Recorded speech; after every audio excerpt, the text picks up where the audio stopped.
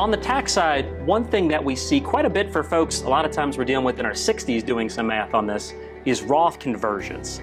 Now, it is not always a slam dunk to do a Roth conversion. Andy, just high level, what is a Roth conversion? The Roth conversion is when you have a regular IRA and you want to convert it into a Roth IRA. You try to enjoy all the benefits of a Roth, i.e. not paying tax when you take that money out. So basically you're choosing on your tax return to say, hey, if I want to convert $50,000 from a traditional or a regular IRA into a Roth, you're choosing to pay that tax now, not at a future date. You know, when it comes to those, what are the fact patterns that you see where it can make sense, or again, is it just not easy across the board? Well, right off the bat, it's a very difficult decision because you're doing what you and I do as tax CPAs, self-inflicting tax. Always a big hurdle to get over. A numerous amount of things that you have to assume in order to make this work. What we use as CPAs when we have that tax hat on is there's a sweet spot. And that sweet spot is generally if that individual who wants to convert is in about the 24% tax bracket. But there, again, are a myriad of factors that play into that. For sure. I was recently actually just dealing with somebody who I wanted to bring this idea up to them because their income was really, really low. But it would actually cause him to potentially lose his VA medical benefits. And we definitely didn't want to blow that. So it's always very, very fact specific. I do think this is something that you hear people talk about all the time, but you have to have a very clean fact pattern. Also, it really works best if you can pay the tax with dollars outside of the IRA.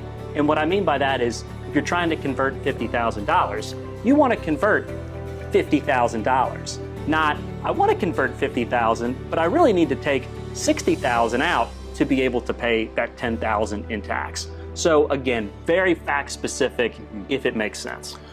Yes, it can. And the problem is that when, as you said, had to take the tax money out of your regular IRA and convert it, you're paying tax on that. And that gets into a point where of no return, right? I'm having to take more and more money out to pay for the tax. For sure. I mean, I think the situations where, again, you have to understand all the fact patterns, but if you're in a really low tax bracket, or if a lot of the dollars are ultimately going to go to your children and they're in a really high tax bracket, those could be a couple situations where it really makes sense to consider this. I think, Ryan, when we were working on the client yesterday, we pulled 3 different conversion tape models off the internet. Same facts we put in, and we got 3 different answers. Answers from, yeah, it makes sense, to no, that's a really bad idea. The problem in that was what? All the assumptions that software is using. So you have to be very careful if you're going to go out on the internet, plug some numbers into a conversion model and expect to get the right answer. You're probably not going to get the right answer. Yeah, you know, it's not simple.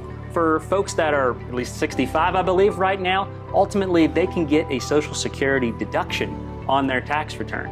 Well, that gets tripped and gets knocked down if your income is so high.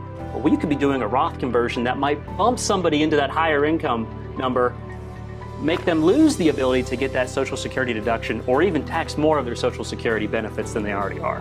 Right. This is not a decision you take lightly. And there is a holistic approach to making that decision because, as you pointed out, there are other factors outside of just making that conversion.